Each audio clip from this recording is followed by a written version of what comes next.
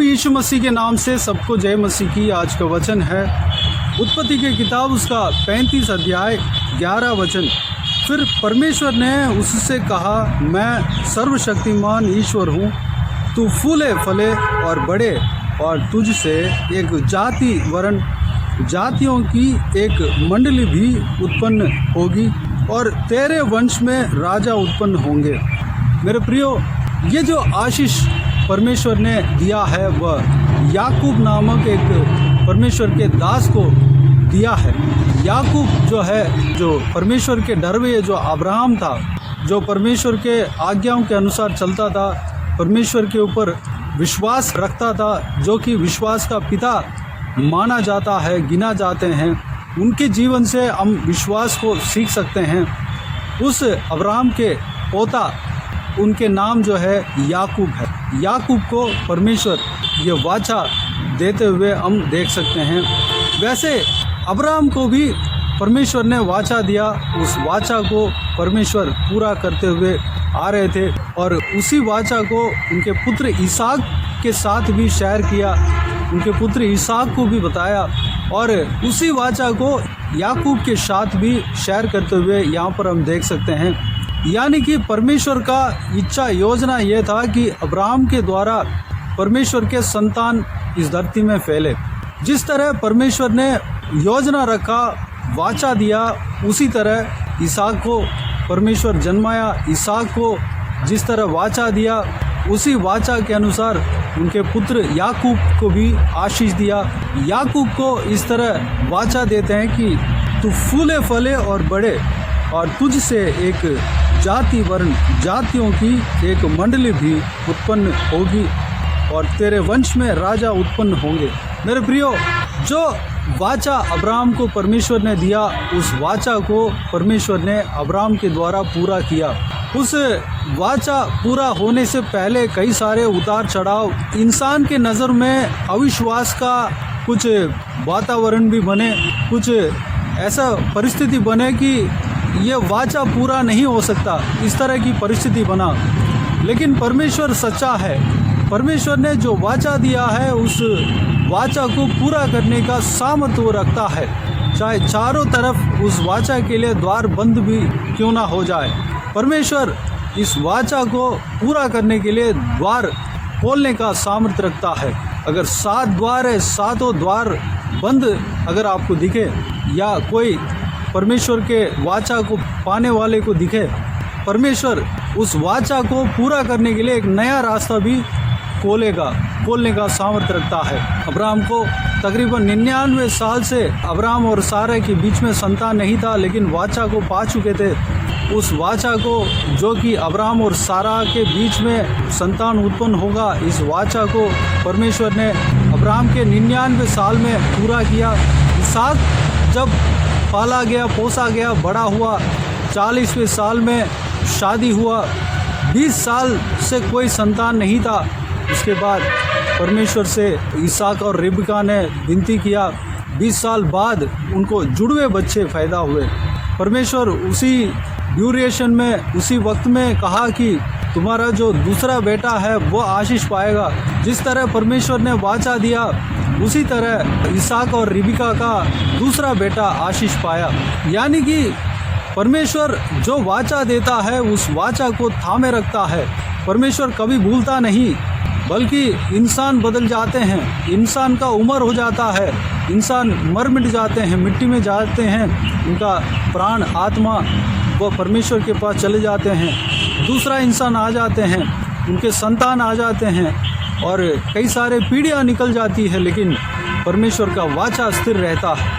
परमेश्वर जो कहता है उसको पूरा करने का भी सामर्थ्य रखता है। मेरे प्रियो, जिस तरह अब्राहम को परमेश्वर ने वाचा दिया, उस वाचा को थाम कर रखा और पूरा किया। अब्राहम गुजरने के बाद भी उस वाचा को जो परमेश्वर ने दिया, उस वाचा को पूरा करने में ईमानदार था, विश्वास योग्य था। मेरे प्रियो, उसी परमेश्वर को आज हम आराधना कर रहे हैं, प्रार्थना कर रहे हैं, उपासना कर रहे हैं, उनके ऊपर विश्वास रख रहे हैं। मेरे प्रियो, परमेश्वर ने एक बार आपको कह दिया तो उस वाचा को पूरा करने का सामर्थ्य रखता है। वह कुछ भी कर सकते हैं। चाहे आपको उस वाचा के लिए बनाना पड़े, बना देंगे। चाहे उस वाचा के लिए आपके चारों ओर के वातावरण को सुधारना पड़े, सुधार देंगे। चाहे उस वाचा पूरा होने के लिए आपके फाइनेंशियल में आशीष देना पड़े, आशीष देंगे। चाहे उस वाचा पूरा होने के लिए आपका परिवार को बनाना पड़े, बना देंगे। कुछ भी कर सकते हैं।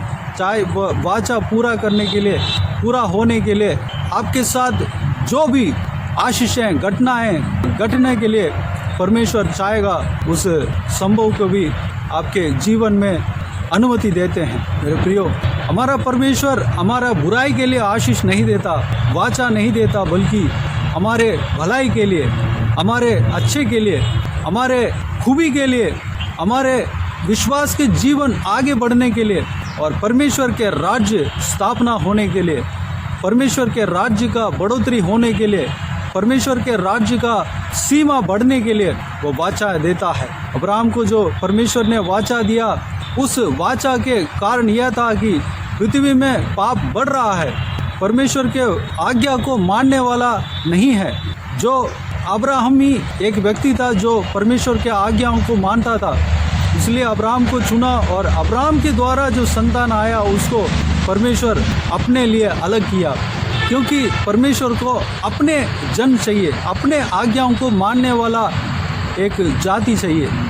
मेरे प्रियो, आपको या मुझे इसीलिए परमेश्वर ने चुना कि उनके बात को माने, उनके आज्ञाओं को माने, उनके हर एक आज्ञाओं के ऊपर विश्वास रखें, उनके इच्छा के अनुसार चले, उनका योजना के अनुसार चले, उनके करीब रहे। जब हम अब्राहम की तरह, इसहाक की तरह, याकूब की तरह हम परमेश्वर के बाता हुआ काम को करेंगे, परमेश्वर के ऊपर विश्वास रखेंगे, परमेश्वर के आज्ञाओं के अनुसार चलेंगे, तो हमारे द्वारा परमेश्वर उनके राज्य को फैलाएगा। हमारे द्वारा परमेश्वर एक संतान, बहुत बड़े संतान उत्पन्न करेंगे। हमारे द्वारा परमेश्वर के संतान उत्पन्न होगा। हमारे द्वारा पृथ्वी के सारे कुल उद्धार पाएंगे, आशीष पाएंगे।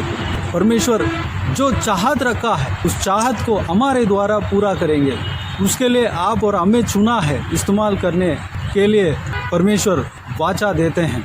मेरे प्रियो, उस वाचा में हमारा नुकसान नहीं है, बल्कि हमारा भलाई है, हमारा अच्छे के लिए भी है। हम परमेश्वर के जब काम करते हैं तो परमेश्वर हमें अपरंपार आशीष देंगे। किसी एक अच्छा इंस्टीट्यूशन में अगर हम काम करते हैं तो वह इंस्टीट्यूशन, वो जो केंद्र जो है, उसको अच्छा तनख्वाह देते हैं। मेरे प्रियो, आप अगर या मैं परमेश्वर के काम करूं तो हम परमेश्वर के अधिकार में आते हैं, परमेश्वर के नौकर बनते हैं, परमेश्वर का चेला बनते हैं, परमेश्वर का एम्प्लॉय बनते हैं। अगर हम परमेश्वर का काम करते हैं तो परमेश्वर अपने सेवक को कोई भी कभी घटी ना होने देता है। हर चीज़ में वह देखभाल करने का सामर्थ्य रखता है, देखभाल करता है। हमारे किसी भी विषय का घटी नहीं होगी। हम वैसे मालिक का काम करने जा रहे हैं, हम स्वर्ग राज्य के लिए हम काम करने जा रहे हैं। गवर्नमेंट ऑफ हेवन भी कह सकते हैं। स्वर्ग के लिए हम काम करने जा रहे हैं, तो स्वर्ग हमें छोड़ेंगे नहीं। स्वर्ग हमें हमारे जीवन में कोई घटी होने नहीं देंगे। मेरे प्रियो, याकूब को यहाँ पर जिस तरह परमेश्वर ने वाचा दिया, उस वाचा को पूरा भी किया है। याकूब के द्वारा यहाँ पर जिस तरह कहा गया, और तेरे वंश में राजा उत्पन्न होंगे, जिस तरह परमेश्वर ने कहा, उसी तरह याकूब के द्वारा कई सारे राजाएं उत्पन्न हुआ। वह जो राजा थे, याकूब के द्वारा उत्पन्न हुए थे, वह लोग इज़राइल को राज्य किए थे। उस राजा को देखकर सारे पृथ्वी के राजाएं घबराते थे, भय छा जाते थे। जो याकूब के द्वारा वंश में जो राजा बने थे, उनको देखकर सारे पृथ्वी के लोग कांप उठते थे। कई सारे ज्ञानी सुलेमान की तरह ज्ञानवान जन्म हुए थे, और दाऊद बहुत बड़ा राजा, युद्ध में सामर्थ्य था, फौज का एक जनरल था। उस तरह कई सारे लोगों को, बहुत सामर्थ्यशालियों को हम इनके वंश में से हम देख सकते हैं। मेरे प्रियो, इसी वंश में से प्रभु यीशु मसीह भी जन्म हुआ। प्रभु यीशु मसीह राजाओं का राजा है, प्रभुओं का प्रभु है। इस धरती में जन्म होने के लिए याकूब को चुना, याकूब के वंश को चुना। याकूब के वंश में ही प्रभु यीशु मसीह जन्म लिया। वह सारे सृष्टि का मालिक है। जो स्वर्गीय परमेश्वर इंसान बनने के लिए एक जरिया को ढूंढा, वह याकूब था। याकूब के द्वारा जो याकूब के संतान में से जो वंशावली आया, उसी वंशावली में से प्रभु यीशु जन्म लिया। मेरे प्रियो, परमेश्वर जो वाचा देते हैं उस वाचा को पूरा करने का सामर्थ्य रखता है। अगर आपके जीवन में परमेश्वर वाचा दिया हो, कई बार वाचा दिया हो, उसके खिलाफ कई सारे परिस्थिति को देखकर आप विश्वास से पीछे नहीं हटना है। आपके विश्वास कमज़ोर नहीं होना है। भले हो सकते हैं कि हम इंसान हैं, हम जो इस पृथ्वी में हमारे सामने, हमारे इस शरीर के आँखों के सामने जो कार्य हो रहा है, उस कार्य को देखकर हमारा विश्वास थोड़ा बहुत घट सकते हैं, लेकिन ऐसा घटने नहीं देना है। परमेश्वर का वचन को पढ़ना है। परमेश्वर का वचन से ही हमें विश्वास मिलता है, बढ़ता है। परमेश्वर का वचन को जब सुनते हैं, उस वचन से ही हमारा विश्वास बढ़ता है। इस कार्य को नया नियम में, रोमियों की किताब में हम देख सकते हैं। परमेश्वर के सुसमाचार को सुनते रहना है। अगर आपके विश्वास के घटी हो तो प्रार्थना में बने रहना है। दूसरों को जो आपके क्लोज है, जो प्रार्थना करने वाले हैं, या आपके पासवान है, या कोई भी है, उनसे प्रार्थना का मदद मांग सकते हैं। परमेश्वर का वचन को पढ़ सकते हैं। परमेश्वर बाइबल में परमेश्वर अपने धर्मियों के जीवन में किस तरह कार्य किया है, उस कार्य को जानकर, देखकर हम समझ सकते हैं कि आपके जीवन में भी परमेश्वर उतना ही अद्भुत कार्य करेगा, जितना जो पुराना नियम, नया नियम में परमेश्वर के धर्मियों के साथ वह कार्य किया है, उनको अद्भुत काम किया है, उनका साथ दिया है, उनका जीवन में जो वाचा दिया है उसको पूरा भी किया है। वही परमेश्वर आपका है। तो उस परमेश्वर का वचन को पढ़कर उस विषय को जान सकते हैं। विश्वास को घटाना नहीं, विश्वास में आगे बढ़ना है। शैतान यही चाहता है कि आपके विश्वास को कमज़ोर करे, लेकिन कमज़ोर नहीं होना है मेरे प्रियो। हमें विश्वास में डटे रहना है, बने रहना है, प्रार्थना करते रहना है। अन्य भाषा के वरदान हो तो अन्य भाषाओं में बोलते रहना है, परमेश्वर से प्रार्थना करना है। आइए मेरे प्रियो, इस बहुमूल्य वचन के लिए परमेश्वर को धन्यवाद दें। इस बहुमूल्य वचन को सिस्टर नीतू के द्वारा भी हम सुनेंगे। तो आइए हम सुनते हैं। जय मसीह की मेरे प्यारे मित्रों, प्रभु यीशु मसीह के नाम में आप सबों का नमस्कार। आशा करती हूँ कि आज आप प्रभु के अनुग्रह से अच्छे होंगे और प्रभु की प्रति धन्यवादी होंगे, है ना। आज का वचन जो मैं आपके लिए लेके आई हूँ वो वचन है 2 कुरिन्थियों 6 अध्याय का 2 पद। मैं आपके लिए पढ़ना चाहूंगी। इस प्रकार से है, क्योंकि वह तो कहता है, अपनी प्रसन्नता के समय मैंने तेरी सुन ली और उद्धार के दिन मैंने तेरी सहायता की। देखो अभी वह प्रसन्नता का समय है, देखो अभी वह उद्धार का दिन है। मेरे प्रियो, कई बार हमारे जीवन में ऐसा होता है कि किन्हीं बातों के लिए हम कई साल से, वर्षों से, महीनों से सुबह शाम परमेश्वर के सामने पुकारते हैं और प्रार्थना करते हैं, प्रभु हम पर दया कर, हमारी परिस्थितियों को बदल, हमारी प्रार्थना का उत्तर दे, हमारे जीवन में वो कर परमेश्वर जिसकी हम अपेक्षा करते हैं कि आप ही केवल कर सकते हैं, है ना। बहुत बार ऐसा होता है कि हम परमेश्वर के सामने अपनी परिस्थितियों को रखते हैं और गिड़गिड़ाते हैं और हमें लगता है कि काफ़ी समय बीत गया, लेकिन आज तक प्रभु ने उत्तर नहीं दिया।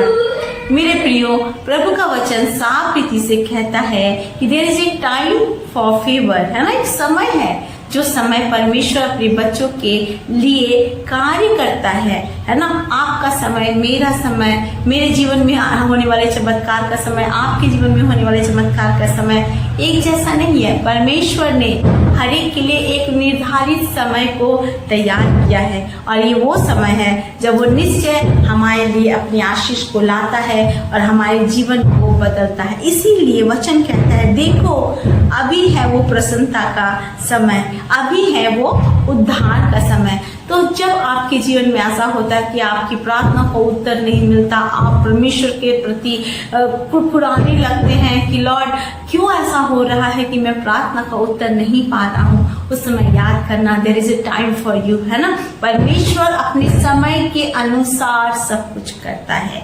अगर आप देखो तो ये जो धरती है, ये पृथ्वी है, यहाँ पे जो सुबह होती है सूर्य उदय होता है, शाम होता है, सूर्य अस्त हो जाता है, रात को हम तारा देखते हैं, रात को हम चांद देखते हैं। हर एक जन एक डिसिप्लिन के साथ एक समय के अनुसार कार्य करता है ना। God is a god of discipline और वो सब कुछ अपने अनुशासन के साथ अपने समय के अनुसार करता है। लेकिन हम क्या होता है, हमारे जीवन में क्या होता है कि हम धैर्य नहीं धर पाते और हम परमेश्वर से शिकायत करने लगते हैं कि प्रभु कब वो समय आएगा जब आप मेरे लिए प्रार्थना को सुनेंगे। एक बात मैं बताना चाहती हूँ, जैसा परमेश्वर का वचन कहता है यूहन्ना 3:16 में कि परमेश्वर ने जगत से ऐसा प्रेम रखा कि उसने अपना इकलौता पुत्र दे दिया ताकि जो कोई उस पर विश्वास करे वह क्या ना हो, नाश ना हो, परंतु अनंत जीवन पाए। इसका मतलब यह है वो परमेश्वर जो अपने इकलौते पुत्र को मानव जाति के लिए, आपके लिए, मेरे लिए कोई एंजॉय करने के लिए नहीं, लेकिन एज ए सैक्रिफाइस, है ना, एज ए सैक्रिफाइस अपने जीवन को त्यागने के लिए और क्रूस की मृत्यु सहने के लिए अगर दे दिया तो वो बाकी वस्तुएं क्यों आपसे दूर करेगा। वो प्यार करता है आपसे और वो आपके आंसुओं को पोंछना चाहता है। अगर हम बाइबल में वचन में पढ़े तो पुराने नियम में हन्ना की स्टोरी को देखते हैं। वो एक महिला थी जिसको बच्चा नहीं था, है ना, और वो बहुत दुखित होती थी, परेशान होती थी। सोसाइटी के लोग उसका मजाक उड़ाते होंगे, लोग कहते होंगे अरे ये तो बाज है, इसका मुंह नहीं देखना चाहिए, ये तो ऐसी है, ये तो अशुभ औरत है ना, ये तो ऐसी औरत है जिसको परमेश्वर ने गर्भ में आशीष ही नहीं दी। और वो हर एक लोगों की निंदा सुन के, चर्चा सुन के, अपने जीवन से परेशान होके जब प्रभु के भवन में जाती है, हम शमूएल की किताब में पढ़ते हैं, वो रोती है ना, वो रोती है और वो परमेश्वर के सामने गिड़गिड़ाती है और प्रभु से कहती है प्रभु तू दया कर मुझ पर, तू मेरे जीवन में मुझे तूने शादी कराई, अच्छा पति दिया, सब कुछ अच्छा है प्रभु, लेकिन मेरे कोख को बंद कर दिया, है ना। मैं क्या एंजॉय करूं अपने जीवन को, मैं एक माँ नहीं बन सकती, मुझे कोई माँ बुलाने वाला नहीं है और मेरी शादी किस वजह से हुई। There is no use to get married if you are not having child, है ना, if you can not bear a child. आप बहुत उदासी में, दुख में, परेशानी में वो परमेश्वर के भवन में जाती है और रोती है, चिल्लाती है, बिलखती है, कहती है प्रभु तू कब मेरी सुनेगा, प्रभु तू कब मेरी पुकार को सुनेगा। आज हो सकता है कि आपका जीवन, मेरा जीवन भी ऐसी परिस्थितियों से गुजर रहा हो जब हम परेशान हो गए हैं, अपने जीवन से तंग आ गए, अपनी परिस्थितियों से तंग आ गए, सोसाइटी से तंग आ गए, लोगों के तानों से तंग आ गए हैं और हम भी प्रभु के भवन में जाके रोते हैं, चिल्लाते हैं और कहते हैं प्रभु कब वो समय आएगा परमेश्वर जो आप मेरी सुनेंगे, है ना, मेरी प्रार्थना का उत्तर देंगे, कब वो समय आएगा परमेश्वर, है ना। और जैसा वचन कहता है कि वो हन्ना, है ना, हन्ना की पुकार को सुना, because that was the day of her favour, है ना, क्योंकि वो उसके उद्धार पाने का दिन था, उसके आनंद का दिन था, उसकी प्रसन्नता का दिन था। और वचन क्या कहता है कि उसको शमूएल एली ने कहा, जो नबी था वहाँ का, वो कहता है कि तू जा, है ना, परमेश्वर ने तेरी पुकार को सुन लिया है, जो तूने वर मांगा वो तुझे देगा। उसके बाद हम पढ़ते हैं कि किस प्रकार परमेश्वर उस बांझ के, है ना, कोख को आशीष देता है और उसे एक ऐसा बच्चा देता है जो इजराइल का भविष्यवक्ता ठहराता है और वो शामिल होता है। वो अपने वचन के अनुसार वो जो प्रतिज्ञा उसने परमेश्वर से की थी कि प्रभु अगर तू मेरे साथ ऐसा करेगा तो मैं उसे तेरे कार्य के लिए सौंपूंगी, अगर तू मुझे बच्चा देगा प्रभु तो मैं उसे तेरे नाम के लिए सौंप दूंगी। वो सौंपती है और प्रभु के आनंद में भागीदार होती है और गीत गाती है, प्रभु को धन्यवाद करती है, क्योंकि that was her time of favour. अब आप सोचेंगे कि जब परमेश्वर को उसके लाइफ में चमत्कार करना ही था तो उसने पहले क्यों नहीं किया, है ना? क्यों उसको इतना रोने दिया, क्यों उसको इतना चिल्लाने दिया, लोगों की ताड़नाओं को सुनने दिया? लेकिन भाइयों और बहनों, मैं आपको बताना चाहती हूँ परमेश्वर की सोच हमारी सोच से बिल्कुल अलग है।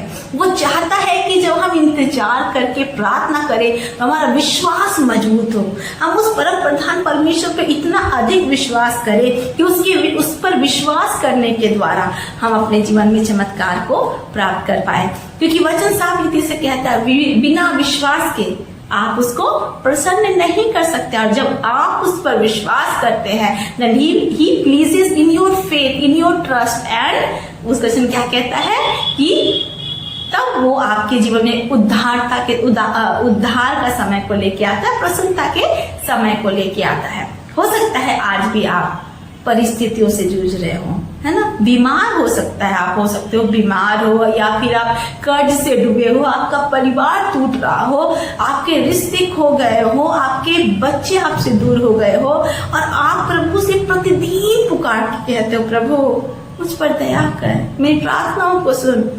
आज परमेश्वर आपके जीवन में चमत्कार करने जा रहा है, क्योंकि आज वो दिन है जब वो आपके लिए अपने फेवर को दिखाएगा।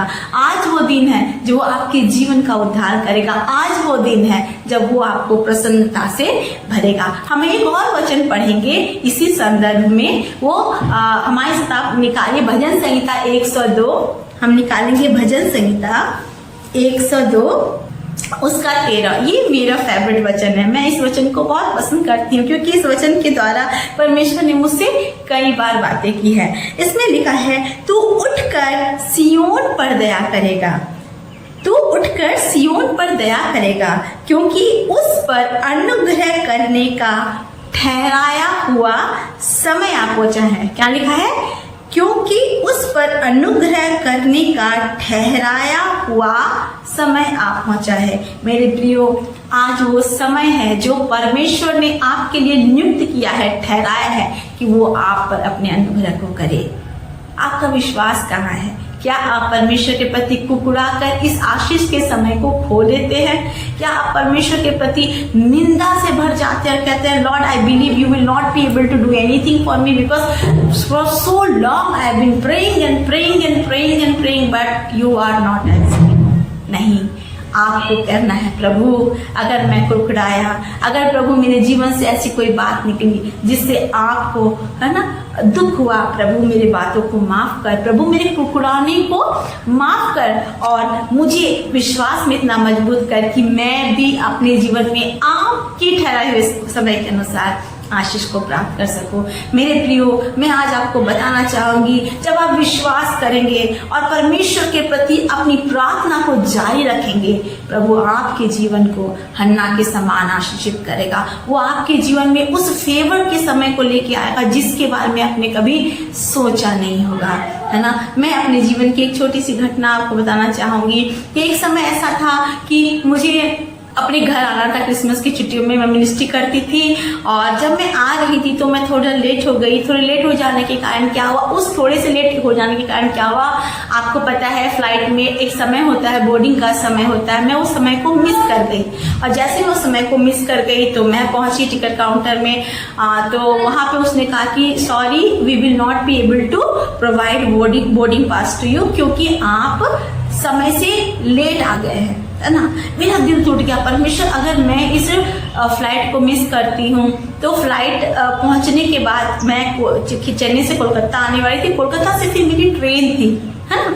तो फिर मैं सोची परमेश्वर अगर मैं इस फ्लाइट को मिस करती हूँ तो वो ट्रेन भी मिस हो जाएगी और फिर प्रभु दोनों के पैसे भी चले जाएंगे और मेरा क्रिसमस का क्या मतलब सारा हॉलीडे खराब हो जाएगा। मैं बहुत दुखी और परेशान हो गई और आप यकीन करो कि मैं उस परिस्थिति में, है ना, मैं बिल्कुल टूट गई। लेकिन एक ही क्षण मेरे मन में आया कि no, my god can do anything, है ना, फॉर मी। और फिर मैं क्या कि अन्य भाषा से भर गई और मैं प्रार्थना करने लगी उस एयरपोर्ट के अंदर, चेन्नई एयरपोर्ट के अंदर मैं प्रार्थना करने लगी। लोग मुझे अजीब तरीके से देख रहे, जैसे हन्ना के बारे में वचन कहता ना कि जब हन्ना प्रार्थना कर रही थी तो एली जो याचक था वो समझता है कि वो शराब पी के ना बुड़बुड़ा रही है, तो वैसी ही परिस्थिति मेरी थी। लोगों ने मुझे देखना स्टार्ट किया, व्हाट सी इज स्पीकिंग, क्या बोल रही है, समझ में भी नहीं आ रहा है और ये अजीब ही हरकत कर रही है। लेकिन जैसे मैं अन्य भाषा में प्रार्थना करती गई, मेरे प्रियो सच में मैं यकीन करो, even I had the doubt कि ऐसा कुछ हो सकता है, लेकिन परमेश्वर ने वहां खड़े हुए, है ना, उस काउंटर में खड़े हुए एक लड़के से बातें किया। उसने कहा बहन इधर आना, तो मैं गई। आप तो लेट आ गए हो, लेकिन नो प्रॉब्लम, मैं आपको बोर्डिंग पास प्रोवाइड करता हूँ, आप जाओ। मैं तो I was like oh Lord you can do this for me, and I was so happy, मैं बहुत खुश हो गई। और मैं उस बोर्डिंग पास को लेके जैसे दौड़ी और अपने बोर्डिंग पास लेके गई और गेट से होके, आपको पता है गेट नंबर दिया जाता है, तो उसे मैं अपनी फ्लाइट के अंदर जैसे पहुंची तो जिस सीट का नंबर दिया हुआ था ना उस बोर्डिंग पास में, वहां पे कोई और बैठा हुआ था। मैं बिल्कुल निराश हो गई। मैंने कहा परमेश्वर इतने मुश्किल से मैं यहाँ पे आई, यहाँ पे तो कोई और बैठा है, इसका मतलब मेरे लिए कोई जगह नहीं है, मैं तो बहुत लेट हो गई परमेश्वर, अब तो मुझे यहाँ से आने के बाद भी शायद ये मुझे निकाल देगा। मैं बहुत परेशान हो गई, लेकिन वहां पर भी मैंने प्रार्थना करना जारी रखा और मैंने प्रभु से कहा प्रभु आप दया करें, मैं मिस नहीं करना चाहती ये हॉलीडे, मैं घर जाना चाहती करके बहुत प्रार्थना करने लगी। फिर एक फ्लाइट स्टीवर्ड आया और फ्लाइट अब ऑलमोस्ट स्टार्ट होने वाला है, ठीक है, और वो बोलता है मैम आप आगे जाओ, आप आगे जाओ, आप आगे जाओ करके मुझे बोलता है आप थोड़ा सा आगे जाओ, थोड़ा सा आगे जाओ। मैं आगे गई, फिर मुझे लगा कि शायद मुझे बोलेगा आप उतर जाओ। मैं डर गई, लॉर्ड ऐसा नहीं हो। लेकिन जैसे मैं आगे गई I was praying and praying and praying. आप यकीन करो वो मुझे बोला मैम रुक जाओ और अपनी राइट में टर्न करके देखो। और मैं जब राइट में टर्न करके देखी तो एक बड़ा सा बिजनेस क्लास का केबिन बना हुआ था और उसने कहा मैम हमने आपके टिकट को अपग्रेड कर दिया है, now you can fly in this upper class. अब बिजनेस क्लास मैंने जब वो सीट को देखा, बहुत बड़ा सीट था, कंफर्टेबल सीट था, मेन्यू फ्री था, एवरीथिंग फ्री। मैं परमेश्वर को बोली प्रभु ये क्या हो गया मेरे साथ। तब परमेश्वर ने मुझसे बातें की, देख तेरा समय थोड़ा लेट हो गया था और मैंने जानबूझ के ही ये सब कुछ अलाउ किया था, बिकॉज मैं जानता था तुझे बड़ी आशीष को देना है ना। मैं नॉर्मली इकोनॉमी में आती, लेकिन परमेश्वर ने थोड़ा सा, चाहे मतलब वो मेरे से ही लेट हुआ या प्रभु ने अलाउ किया इस लेट को होने के कारण, मैं उस फ्लाइट में बिजनेस क्लास में बैठकर अच्छे से अपना मेन्यू एंजॉय करके आया। प्रभु को मैंने धन्यवाद दिया, चर्च में आके गवाही दिया। तो वो समय था परमेश्वर का, मेरे लिए थोड़ा समय को उसने आगे कर दिया, मैं लेट हो गई। लेकिन मैं क्योंकि लेट हो गई, परमेश्वर ने मेरे लिए रास्ते को खोला और मेरे इकोनॉमिक टिकट को बिजनेस क्लास टिकट में तब्दील कर दिया। आज हम नहीं जानते आज हमारे जीवन में डिले क्यों आ रहा है, आज हम नहीं जानते परमेश्वर क्यों रोक के रखा है और हमारे लिए बोल रहा है कि wait wait wait wait, I am answering you. हम धैर्य हार जाते हैं, लेकिन मेरे प्रियो परमेश्वर का वचन कहता है जो उस पर विश्वास करते हैं, है ना, जो उस पर आशा लगाए रखते हैं वो कभी लज्जित नहीं होते। अगर आप भजन संहिता 25:3 में पढ़ो तो वहां पर भी इस तरह से लिखा गया है, प्रभु अपने बंदों को कभी लज्जित नहीं होता, उन्हें ऊंचाई तक लेके जाता है। और मैं वचन कहना चाहती हूँ, जैसा भजन संहिता 102:13 में हमने पढ़ा, तू उठकर सिय्योन पर दया करेगा क्योंकि उस पर दया करने का ठहराया हुआ समय आ गया है। तो मैं आज बताना चाहती हूँ आप चिंता ना करें, आप परेशान ना हो, समय आगे बढ़ गया होगा, आपके जीवन में आपको लगता होगा लेट हो गया है, so much of delay in your life, प्रार्थना का उत्तर नहीं मिला। लेकिन आप यकीन करो अगर आपकी आशा उस परमेश्वर पर है, अगर आपकी निगाहें उस परमेश्वर पर है, तो वो आपके डिले को भी एक बड़ी आशीषों के साथ, है ना, बदलेगा और आप बोलोगे थैंक यू जीसस, डिले हुआ लेकिन मुझे बेस्ट आया, है ना, और मुझे बेस्ट मिला, मैं आपको धन्यवाद करना चाहती हूँ। तो आप परमेश्वर के प्रति अपने विश्वास को मजबूत करें और भी मजबूत करें और वेट करें उसके समय का और कहे Lord I believe my time of favour will come, my Joy of time, है ना, ऐसा समय जिसमें वो प्रसन्नता हमारी लाइफ में देगा वो भी आएगा, और आपका फेवरेबल टाइम भी मेरे लिए आएगा। और प्रभु आप मेरे लिए उठेंगे, आप मुझ पर दया करेंगे, क्योंकि मुझ पर दया करने का ठहराया हुआ समय आ गया है, और आप मेरी प्रार्थना का उत्तर देके मुझे आशीषों से भरेंगे। विश्वास करना, निश्चय इसी महीने आप विश्वास करो, आप प्रभु के कार्य को देखेंगे, क्योंकि there is a time for you, and वो टाइम आ गया है, वो फेवरेबल टाइम आपके लिए आ गया। परमेश्वर अपने समय के अनुसार आपको आज आशीष देने जा रहा है। आइए हम प्रार्थना करें और परमेश्वर के समय को अपने जीवन में लेके उसके समय के अनुसार सारी आशीषों को प्राप्त करें। अनुग्रहकारी महान परमेश्वर पिता, मैं सुंदर वचन के लिए आपका धन्यवाद करती हूँ प्रभु, क्योंकि जो कुछ भी होता है पिता, कई बार वो हमारे समय के अनुसार नहीं होता, लेकिन आप हमारी लाइफ में अगर देरी भी करते हैं तो वो देरी भी हमारे लिए आशीष को लेके आती है। परमेश्वर पिता, मैं इस समय प्रार्थना करती हूँ अपने प्रिय भाई बहनों के लिए प्रभु, जो टूट गए हैं प्रभु इंतजार करते करते, जो हार गए हैं प्रभु, जिन्हें समझ में नहीं आता कि वो क्या करे। परमेश्वर पिता, मैं आज प्रार्थना करती हूँ प्रभु, आज ही उनके जीवन में वो उद्धार का दिन होने पाए, आज ही वो फेवरेबल समय होने पाए। आप आज ही उनकी प्रार्थना का उत्तर दे प्रभु, उनकी आंसुओं को पोंछे, उनके जीवन के हर एक क्षेत्र में, चाहे वो कमजोर हो, बीमार हो, परिस्थितियों से जूझ रहे हो प्रभु, प्रार्थनाओं के उत्तर के लिए इंतजार कर रहे हो पिता, परिवार को जोड़ने के लिए प्रार्थना कर रहे हो पिता, बिजनेस की सफलता के लिए प्रार्थना कर रहे हो, मिनिस्ट्री के ग्रोथ के लिए प्रार्थना कर रहे हो, अपने परिवार में प्रभु आपकी आशीष के लिए प्रार्थना कर रहे होंगे, या किसी भी विषय में प्रार्थना कर रहे होंगे पिता, आज वो समय हो जाए जब वो आपके फेवर को अपने जीवन में प्राप्त करे पिता, और आप उनका उत्तर दे मेरे महान परमेश्वर पिता। प्रभु आप सब कुछ करने वाले महान परमेश्वर है पिता, आपने कहा तू उठकर सियोन पर दया करे, क्योंकि उस पर दया करने का ठहराया हुआ समय आ गया है। आपने कहा आज ही उद्धार का दिन है, आज ही प्रसन्नता का दिन है। परमेश्वर पिता, मैं विश्वास करती हूँ हमारे सभी प्रियो प्रभु जो आज सुन रहे इस वचन को और प्रार्थना को, अपनी प्रसन्नता को देखने पाएंगे, अपने चमत्कार को देखने पाएंगे, अपने उद्धार को देखने पाएंगे और आपकी महिमा करेंगे। परमेश्वर पिता, विश्वास में बढ़ने में मदद करना, आशीषों में परमेश्वर पिता बढ़ने में मदद करना, आप पर परमेश्वर पिता भरोसा कर आपकी ओर निहारते हुए रहने में मदद करना परमेश्वर, क्योंकि आप जो कुछ भी करेंगे परमेश्वर उनकी भलाई के लिए करेंगे, अपने समय के अनुसार करेंगे, और निश्चय प्रभु आप उन्हें उन सारे आंसुओं से दूर करेंगे और आनंद से भरेंगे जो आपने उनके लिए रखा है, क्योंकि आपने वचन में साफ रीति से कहा है तेरा दुख तेरा शोक आनंद में बदल जाएगा प्रभु। और मैं विश्वास करती हूँ प्रभु, निश्चय ये समय है जब उनके आंसुओं को आप पोंछ रहे हैं और उन्हें आनंद दे रहे हैं पिता। अपने सभी प्रियों को आशीषित करना, वचन के अनुसार आपको थाम के आप पर विश्वास करके आगे बढ़कर आपसे आशीषों को लेने में मदद करना। धन्यवाद करते हैं प्रभु, यीशु के नाम से इस प्रार्थना को मांगते हैं और पा लेते हैं। आमीन आमीन आमीन। Praise the Lord. परमेश्वर आप सबको बहुत आशीष दे। जय मसीह।